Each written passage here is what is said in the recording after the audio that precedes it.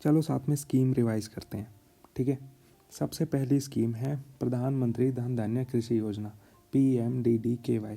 नाम थोड़ा बड़ा है बट कॉन्सेप्ट काफ़ी सिंपल है इसका। गवर्नमेंट का फोकस है उन डिस्ट्रिक्ट्स पे जो एग्रीकल्चर में लो परफॉर्मिंग है और उन्हें सिस्टमेटिकली अपलिफ्ट करना है। इसलिए इस स्कीम का कोर आइडिया है targeting the weakest districts to transform the Indian agriculture, ठीक है। इसके बाद ये एक सेंट्रल सेक्टर स्कीम है, यानी कि 100% बजट यूनियन गवर्नमेंट देगी इसका, जो यूनियन बजट 2025 एंड 2026 में अनाउंस की गई है और 6 साल तक इम्प्लीमेंट होगी ये स्कीम, ओके। इसका टारगेट जो है वो क्लियर है, 100 लो परफॉर्मिंग एग्रीकल्चरल डिस्ट्रिक्ट्स को आइडेंटिफाई करना जहाँ पे प्रोडक्टिविटी, इरिगेशन और क्रेडिट एक्सेस वीक है एंड उन्हें अपलिफ्ट करना, okay. Supported by NITI Aayog and central and state agricultural universities, okay. अब सिर्फ एक स्कीम लाना ना काफ़ी नहीं होता, इसलिए यहाँ सबसे पावरफुल कॉन्सेप्ट यूज़ हुआ है कन्वर्जेंस ऑफ स्कीम्स। मतलब यानी कि अलग अलग स्कीम्स को लाने के बजाय 36 एग्जिस्टिंग स्कीम्स फ्रॉम 11 मिनिस्ट्रीज़ को एक साथ इंटीग्रेट किया जाएगा इस स्कीम के अंडर, ठीक है। ये अप्रोच काफ़ी इंस्पायर्ड है एस्पिरेशनल डिस्ट्रिक्ट प्रोग्राम से, जहाँ टारगेटेड इंटरवेंशन से रियल इम्प्रूवमेंट दिखा था, ठीक है। अब अगर इसके ऑब्जेक्टिव्स देखें तो फोकस 4 से 5 कोर एरियाज पे ही रहेगा, ठीक है। ऑब्जेक्टिव्स में क्या रहेगा, enhancing agricultural productivity and encouraging crop diversification, ठीक है, improving irrigation, greater access to short term and long term agricultural credits for farmers, ठीक है। मतलब फार्मर्स को short term long term credit access, crop diversification, irrigation, storage improve करना, ये सब इसके कोर ऑब्जेक्टिव रहेंगे। यानी पूरा इकोसिस्टम स्ट्रेंथन करना, सिर्फ एक प्रॉब्लम सॉल्व नहीं करनी इससे, ठीक है। इम्प्लीमेंटेशन का स्ट्रक्चर भी इसका काफ़ी अच्छा है, 3 टियर सिस्टम पे काम होगा इसमें, ठीक है। इम्प्लीमेंटेशन स्ट्रक्चर में 3 टियर सिस्टम पे काम होगा। नेशनल लेवल पे ओवरसाइट, स्टेट लेवल पे नोडल कमिटीज़ और डिस्ट्रिक्ट लेवल पे डिस्ट्रिक्ट धन धान्य समितिज़, जो DCs एंड ग्राम पंचायत के अंडर काम करेंगी, ठीक है। ये समितिज़ एक डिटेल्ड प्लान बनाएंगी, district agriculture and allied activities plan, जो ग्राउंड रियलिटीज़ के हिसाब से कस्टमाइज्ड होगा। और इसकी मॉनिटरिंग भी काफ़ी स्ट्रॉन्ग है, क्योंकि नीति आयोग एक्टिवली रिव्यू और गाइड करेगा और हर डिस्ट्रिक्ट को ट्रैक किया जाएगा। और इसमें 117 की परफॉर्मेंस इंडिकेटर्स यानी KPIs डिसाइड किए गए हैं, ठीक है। ट्रांसपेरेंसी और डिजिटल डैशबोर्ड के लिए farmers app, district ranking system भी यूज़ होगा, ठीक है। अब बात करते हैं सिलेक्शन क्राइटेरिया की, कि कौन कौन से डिस्ट्रिक्ट इसमें सेलेक्ट किए जाएंगे। लो क्रॉप प्रोडक्टिविटी है जिन डिस्ट्रिक्ट्स में, लो क्रॉपिंग इंटेंसिटी है यानी बिलो 115%, और लो क्रेडिट एक्सेस है। साथ ही ये इंश्योर किया गया है कि हर स्टेट और यूटी में एटलीस्ट एक डिस्ट्रिक्ट को इंक्लूड किया जाए, ताकि बैलेंस्ड रीजनल डेवलपमेंट हो, ठीक है। इसका बजट भी काफ़ी सिग्निफिकेंट है, around 24,000 crore per year for 6 years, which makes it a large scale intervention.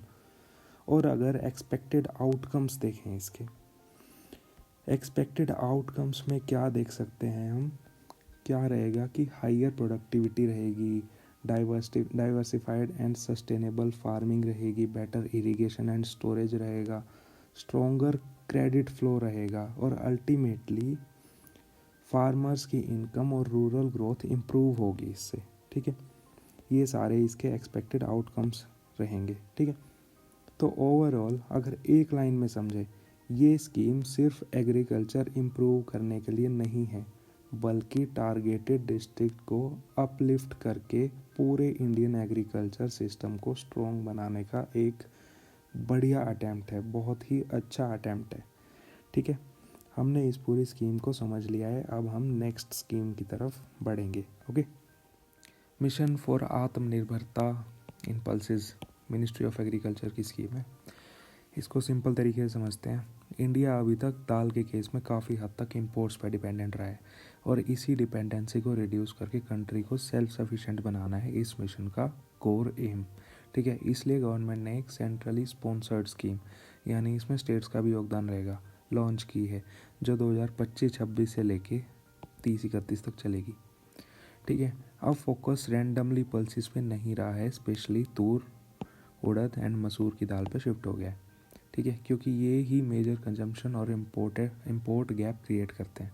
ठीक है, गवर्नमेंट ने यहाँ क्लियर टारगेट्स भी सेट किए हैं कि प्रोडक्शन को बढ़ा के 350 लाख टन तक ले जाना है और कल्टीवेशन एरिया को एक्सपेंड करके लगभग 310 लाख हेक्टेयर तक लेके जाना है। ठीक है, these are targets, you have to remember these.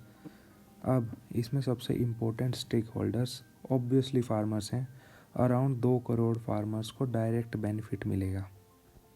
ठीक है, 2 करोड़ फार्मर्स को डायरेक्ट बेनिफिट मिलेगा। उनको सिर्फ एनकरेज नहीं किया जाएगा बल्कि गारंटीड प्रोक्योरमेंट मिलेगी और एमएसपी की सपोर्ट भी अगले 4 साल तक एश्योर किया जाएगा ताकि उनका रिस्क कम हो और कॉन्फिडेंटली पल्सेस ग्रो करें। प्रोक्योरमेंट साइड पे क्लैरिटी है, नाफेड और एनसीसीएफ इसको हैंडल करेंगे, जबकि सीड क्वालिटी और स्टैंडर्ड्स को आईसीएआर मॉनिटर करेगा ताकि प्रोडक्टिविटी जेन्युइनली इम्प्रूव हो। साथ ही सीड अवेलेबिलिटी को पुश देने के लिए 126 लाख क्विंटल सीड्स डिस्ट्रीब्यूट होंगे और फार्मर्स को 88 लाख फ्री सीड किट्स भी दी जाएंगी। और इम्प्लीमेंटेशन सिर्फ पेपर पे ना रहे, इसलिए पूरा सिस्टम एक डिजिटल प्लेटफॉर्म यानी साथी पोर्टल के थ्रू ट्रैक होगा, जिससे ट्रांसपेरेंसी और एफिशिएंसी दोनों इंश्योर हों। तो ओवरऑल अगर देखें, ये मिशन सिर्फ प्रोडक्शन बढ़ाने के लिए नहीं है बल्कि एक कंप्लीट इकोसिस्टम बिल्ड करने का एक अटेम्प्ट है, जहां फार्मर सिक्योर हो, सिस्टम एफिशिएंट हो और इंडिया ग्रेजुअली दाल के लिए इंपोर्ट डिपेंडेंट से आत्मनिर्भर बन जाए। चलो अब तीसरी स्कीम रिवाइज करते हैं, डिजिटल एग्रीकल्चर मिशन यानी डैम। ओके, आज तक इंडिया का एग्रीकल्चर ट्रेडिशनल सिस्टम पे चलता था। ठीक है, फार्मर अपनी समझ, लोकल नॉलेज और गैस वर्क पे डिसीजन लेता था। ठीक है, इसमें प्रॉब्लम क्या थी? एक्यूरेट डेटा नहीं था, रियल टाइम इन्फॉर्मेशन नहीं थी, तो इसकी वजह से पॉलिसी डिसीजन वगैरह लेट हो जाते थे। तो अब इस गैप को सॉल्व करने के लिए गवर्नमेंट ने लॉन्च किया डिजिटल एग्रीकल्चर मिशन, जिसका मेन एम है एग्रीकल्चर को कम्प्लीटली डेटा ड्रिवन और टेक्नोलॉजी एनेबल्ड इकोसिस्टम में कन्वर्ट कर देना। ठीक है, इसके लिए अराउंड 6000 करोड़ एलोकेट किया गया है एग्रीकल्चर मिनिस्ट्री के द्वारा। ठीक है, और इसका कोर फोकस है एक पावरफुल डिजिटल बैकबोन बनाना, जिसे हम बोलते हैं एग्री स्टैक। अब एग्री स्टैक सबसे पहले तो ये सेंट्रल सेक्टर स्कीम है, मतलब पूरा ही इसका कंट्रीब्यूशन 100% वो सेंट्रल गवर्नमेंट की तरफ से रहेगा। 5 ईयर इसका टेन्योर है। ठीक है, अब हम एग्री स्टैक की बात कर रहे थे। इसमें 3 कंपोनेंट्स हैं। ठीक है, farmer registry, Jio referenced village maps and crop zone registry. अब एक एक करके मैं इनके बारे में आपको बताता हूँ। ओके, फार्मर रजिस्ट्री यानी unique digital identity of farmer. Okay, Aadhaar card जैसा स्ट्रक्चर रहेगा इसका। इसमें डिटेल्स होंगी लैंड ओनरशिप की, क्रॉपिंग पैटर्न की, डेमोग्राफिक डिटेल्स वगैरह सब। ठीक है, इसका बेनिफिट क्या होगा? गवर्नमेंट डायरेक्टली फार्मर तक स्कीम पहुंचा सकती है बिना किसी लीकेज के या डुप्लीकेशन के। ओके, सेकंड, जियो रेफरेंस्ड विलेज मैप्स। ये होता है लैंड इंटेलिजेंस सिस्टम। ओके, ये कंपोनेंट एग्रीकल्चर को मैप बेस्ड सिस्टम में कन्वर्ट कर देता है, मतलब हर विलेज का एक डिजिटल मैप बनेगा। सैटेलाइट और जीआईएस टेक्नोलॉजी इसमें यूज़ होगी। एक्यूरेट लैंड बाउंड्रीज डिफाइन होंगी। ठीक है, इससे होगा क्या? एग्जैक्ट पता होगा कि किस लैंड पे क्या हो रहा है। इरिगेशन प्लानिंग बेटर कर सकते हैं, डिस्प्यूट रिजोल्यूशन कर सकते हैं। ठीक है, तीसरा, क्रॉप जोन रजिस्ट्री। ये है real time crop data.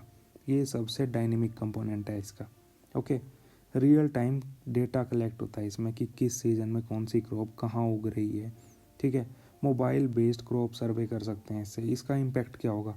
Production estimation कर सकते हैं, बिल्कुल accurate. Okay, market planning improve कर सकते हैं इससे। ठीक है, और गवर्नमेंट टाइमली इंटरवेंशन कर सकती है।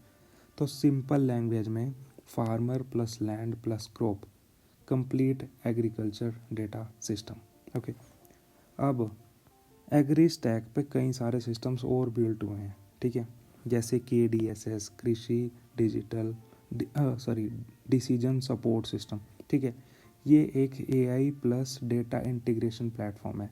ये इनपुट लेता है कहाँ से, सैटेलाइट वगैरह से, वेदर डेटा से, सोयल डेटा से, वाटर अवेलेबिलिटी से, और फिर किसान को आउटपुट देता है किसमें, क्रॉप प्लानिंग सजेशंस में, डिज़ास्टर अलर्ट्स में।